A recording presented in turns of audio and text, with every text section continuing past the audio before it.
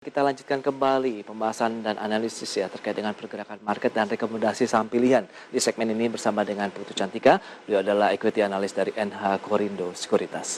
Baik, Mbak Cika, mungkin di segmen ini bisa disampaikan ini beberapa saham yang Anda jagokan yang bisa memberikan cuan ini bagi investor maupun trader. Silahkan. Ya, dari kita sendiri ini ada Inco.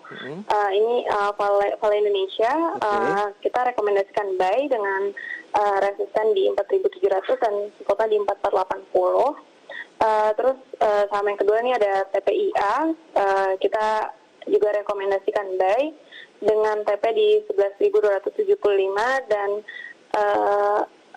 supportnya di 9950. Dan yang ketiga ini ada ISAT, ini dari saham sektor telekomunikasi operator. Dia dengan kita rekomendasikan buy dengan resistannya di 8.000 dan supportnya di 6750. Baik, kita coba ulas satu persatu ya. Dari Inco dulu nih. Vale Indonesia, apa yang mendasari Anda memilih Vale? Begitu, mengingat apakah lebih kepada pergerakan dari harga komoditasnya atau memang ada aksi korporasi juga yang ingin disampaikan? Silakan. Iya, untuk dari Inco sendiri, pertimbangan dari kita adalah pertama, memang harga komoditas itu memang sedang lagi bagus ya. Terus yang kedua juga ini sentimennya adalah dengan adanya tadi seperti misalnya Biden yang mengeluarkan anggaran infrastruktur, salah satunya itu untuk juga kebutuhan mobil listrik. Hal ini juga mendorong harga komoditas nikel ini juga menguat, sehingga kita bisa biasanya kalau untuk saham-saham mining ini kita juga relate banget dengan harga komoditas globalnya seperti apa ya. Terus selain itu juga kita lihat juga ini dari Kepala Badan BKPM yang juga akan melakukan groundbreaking untuk pabrik baterai. Pada bulan Juli ya, pada bulan depan di 2021, industri baterai Indonesia ini juga menjadi sentimen positif bagi ini ya. Kan memang ini salah satu bahan baku untuk mobil listrik ya. Betul. Apalagi juga akan mengoperasikan 2 smelter milik dari Inco ya. Yang dimana juga sudah ada perjanjian kerjasama dengan PLN yang akan memasok untuk kebutuhan listriknya. Nah, bagaimana pengolahannya dari sisi produksinya juga sudah mulai terjaga begitu dengan operasian dari smelter baru, kemudian juga nanti pun kita lihat produknya juga akan diserap dengan adanya kebutuhan untuk pembuatan baterai mobil listrik tadi, Pak Cika.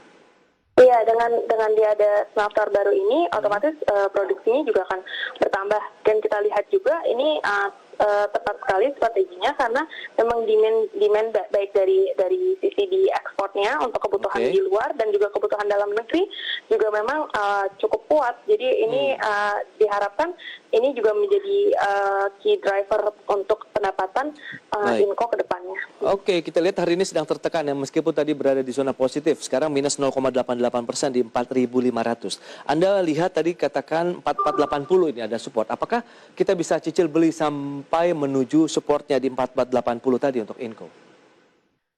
Ya, ini sebenarnya dia ini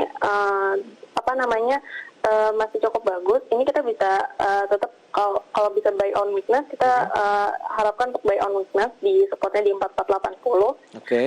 Kita sendiri juga TP-nya masih lumayan cukup tinggi di 4.700 untuk resisten terdekatnya. Jadi ini upside-nya juga masih menjanjikan lah ya apabila kita mengambil posisi beli di level-level saat ini sampai menuju supportnya. Peluang untuk membalikan arah 4.700. Tapi Anda melihat ini hanya koreksi sehat saja, kemudian nanti akan ada pembalikan arah lagi, Mbak Cika? Iya, ini sebenarnya koreksi yang wajar. Terlebih juga kita percaya sentimen ini masih cukup bagus dan masih menjadi katalis positif bagi Inco sih untuk kedepannya. Baik, itu dia analisis untuk Inco 4.480 sampai dengan 4.700 itu range-nya ya. Jadi pilihan investasi kembali kami serahkan juga kepada Anda buy on weakness. Selanjutnya ada TPIA. Kita lihat Chandra Asri Petrochemical hari ini menguat 0,25% di 10.075.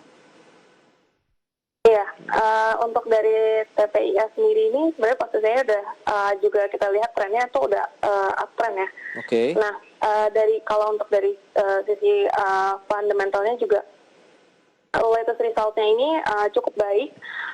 Kita lihat juga harga jual produk petrokimia ini juga meningkat sebesar USD 1.110 per ton dibandingkan dengan last year di first Q 2020 yang cuma hanya 865 per ton. Ini juga mendorong untuk TPIA ini bisa mencatatkan kinerja yang positif untuk di first quarter ini. Baik, baik. Tapi kalau kita lihat seberapa kuat resisten yang bisa dicapai dari TPIA di tengah penguatan yang hari ini ya sekitar 0,25%. Iya, ini apa namanya sebenarnya untuk resisten ini upside-nya juga masih cukup tinggi. Oke. Jadi sebenarnya ini bisa juga jual beli sih. Kalau misalnya bisa mendapatkan di level support juga bisa dikoleksi dulu. Oke, ada support di 9950 tadi sudah disampaikan. Jadi di tengah penguatan saat ini apakah kita bisa riding atau menunggu ada koreksi? Karena kalau kita lihat resisten yang Anda sampaikan di 11.275 ini adalah level tertinggi lah di sepanjang tahun 2021 yang sempat disentuh ya untuk TPIA. Iya, karena kita lihat juga apa namanya ini dari sisi dari sisi fundamentalnya juga kita lihat ini masih cukup ini bagus resultnya di tengah pandemi seperti ini juga kita melihat harga petrokimia juga mencatatkan peningkatan. Jadi kita cukup optimis dengan saham TPIA ini. Oke, masih optimis dengan pergerakan ke 11.275 rekomendasinya. Kita bisa beli di level-level current price atau menuju ada koreksi di 9950 ya, Mbak Cika. Iya. Oke, pilihan investasi kembali juga kami serahkan kepada pemirsa IDX Channel, baik yang menonton melalui layangan televisi ataupun juga YouTube ya. Berikutnya ada ISAT juga nih ya, telekomunikasi yang mungkin bisa dikatakan sedang ada momentumnya kembali dengan penerapan ataupun pengetatan dari PPKM Mikro.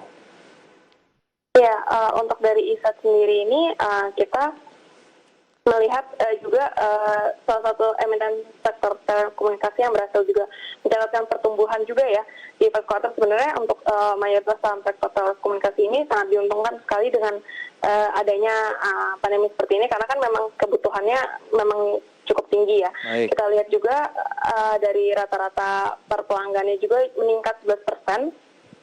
Traffic datanya juga tumbuh signifikan. Oke. Dan juga dia juga sedang menggarap 5G juga ya sama. Walaupun kita lihat mungkin sebenarnya untuk overall 5G ini kita harus ngelihat apakah dari ekosistemnya juga dan infrastrukturnya harus sudah terbentuk dulu baru kita bisa merasakan benefit dari adanya 5G ini. Oke, sekarang sedang mengalami tekanan jual setelah sempat juga tadi berada di zona positif untuk pergerakan ISAT-IN atau Indosat. Minus 1,44% di level 6.850. Apa yang harus dilakukan oleh investor? Iya, untuk kita sih sebenarnya dari kita resisten ini tuh terdekatnya di 7.200. Kalau dia bisa break itu di sekitar 8.000 ya.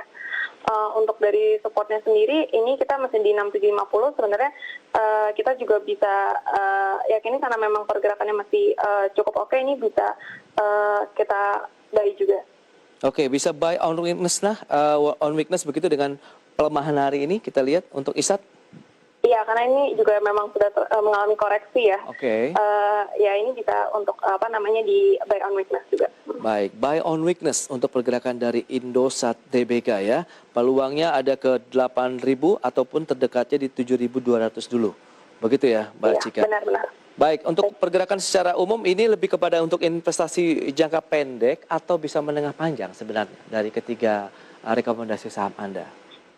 Iya, kalau misalnya untuk dari kita sendiri Inco dan untuk daily tradingnya seperti yang bisa direkomendasikan seperti yang udah kami sebutkan. Kalau misalnya untuk di jangka panjangnya seperti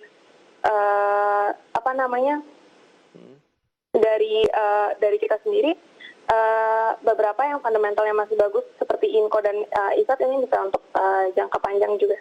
Oke, itu dia.